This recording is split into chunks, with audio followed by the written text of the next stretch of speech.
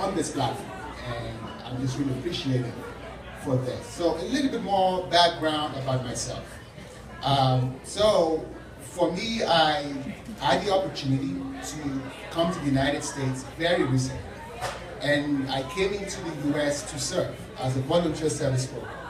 It was a State Department funded program, and the program is called After What the mission of the organization was to try to increase the traffic of volunteer service, not just American Peace Corps volunteers going overseas to serve, but also opportunities for nonprofit leaders around the world to come to the United States to serve. And while I was serving here, I had inspiration. I had inspiration from programs like the Peace Corps, the City Year, AmeriCorps program, and I realized how volunteer service is being deployed as a strategy for development in this country. I also took inspiration from domestic programs on the continent. Like in Ghana, there's the National Youth Service Scheme.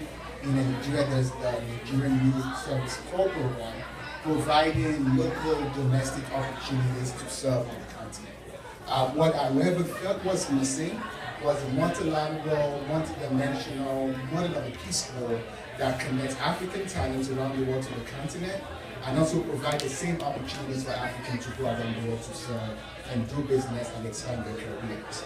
As a result of that, the vision of LDI Africa was born. And I want to continue on this premise, which is the fact that ideas and talent are universally distributed around the world. The opportunities are right. Opportunities to leverage that talent. I had my own opportunity to come, and I took that opportunity as my own pathway for social enterprise leadership. I created this organization called LDI, whose mission is now to connect African entrepreneurs and organizations to the global marketplace using the expertise of skilled volunteers. What we do is that we run two major fellowship programs. We have the US-based fellowship program that is providing opportunities for local entrepreneurs on the continent to be able to bring their business to the US to expand, and also form partnerships here and expand and scale. That is happening with a US-based fellowship program. And tomorrow, actually, at the World Bank, at the African Diaspora Demo Day, we are announcing our commitment to bring in 100 entrepreneurs from 2015 to the US to expand their businesses and to create jobs in the US as well as Africa. However, the goal of this event is to talk about our African-based fellowship programs. The program is called the Emerging Institutions Fellowship Program. What that program does is that it creates opportunities to service opportunities at Africa's for-profit and non-profit organizations. We designed the program is that we collaborate with financial institutions. And it's very important I make that clarification. It is not limited to finance opportunities. The reason why we partner with finance organizations is because they promote financial investment to local entrepreneurs. And they're able to fund many organizations. And we utilize that network to be able to connect talent for those businesses to be able to scale. So we have provided these opportunities for mid-level business and development professionals to be able to go to the continent and commit a minimum of a year of service to the region, to serve the region. And while they serve the region, they also consider or pursue permanent long-term opportunities on the continent. As a matter of fact, my own joke is that I actually want LDI Africa fellows to go back to the continent and marry and have children and start families and raise families and be local. But basically, you're not required to have an African partner when you go. It's just a joke. You just make that disclaimer out there. So we provide the opportunities to contribute to the regaining of talent. Because as the brain drain begins to go on an increasing alarming scale, it is important that we localize talent. And it's also important that we connect talent from around the world. And we should update the conversation about developing on the continent. As diaspora people, we're very comfortable with sending checks and remittances and donations to family members, but we believe that that should be updated. And the skills that we have, the expertise that we have, and intellectual capital that we have, we can directly apply that. So we created this program, and the program is being doing amazingly well. And we continue to engage several communities, and positive stories continue to come up. I want to highlight two stories from the fellowship program. One is a Washingtonian entrepreneur by the name of Camilla Hall. She is part of our 2014 cohort, as a matter of fact. She operates a very successful real estate business right here in DC, doing residential real estate. And she has the goal to expand the business overseas, particularly to West Africa.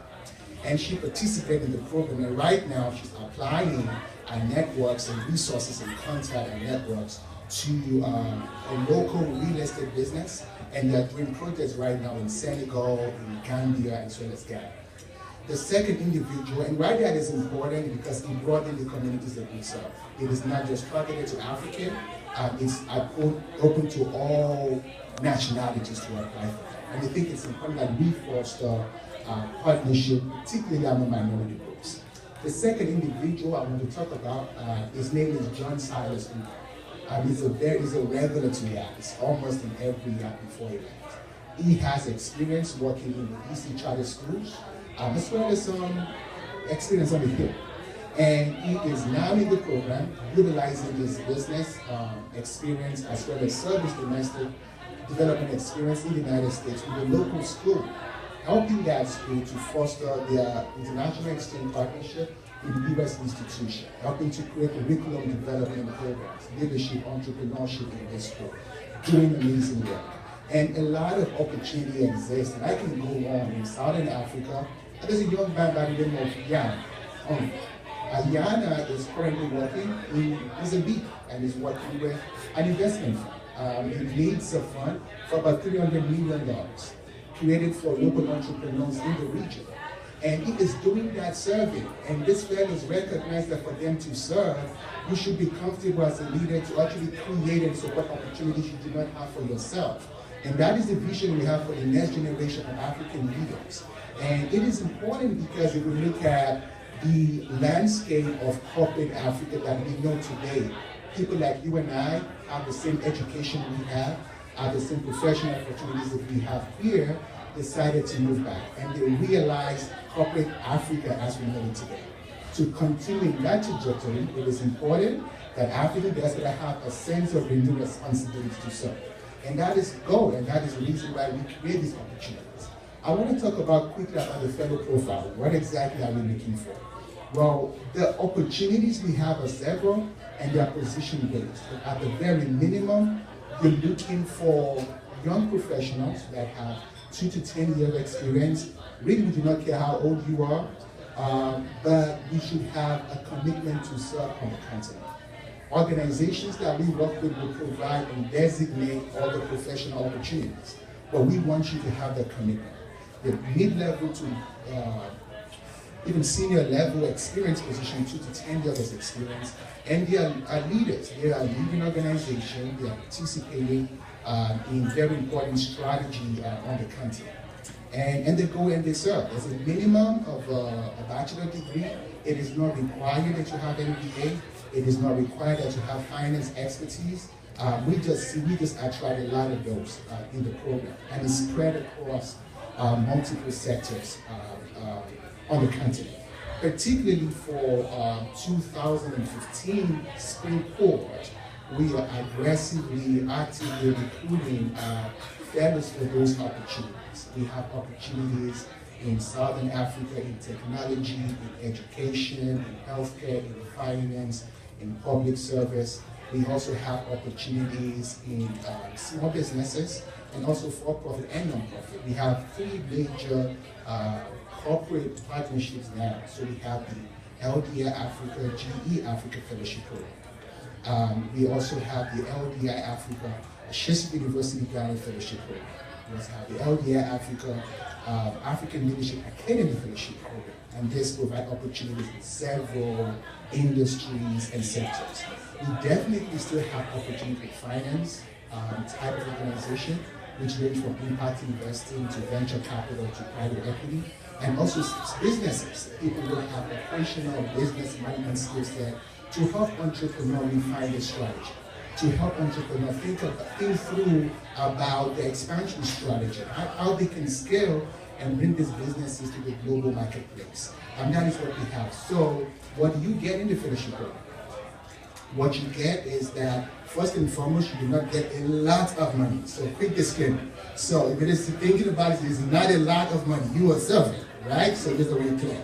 But you might actually get permanent salary-based positions.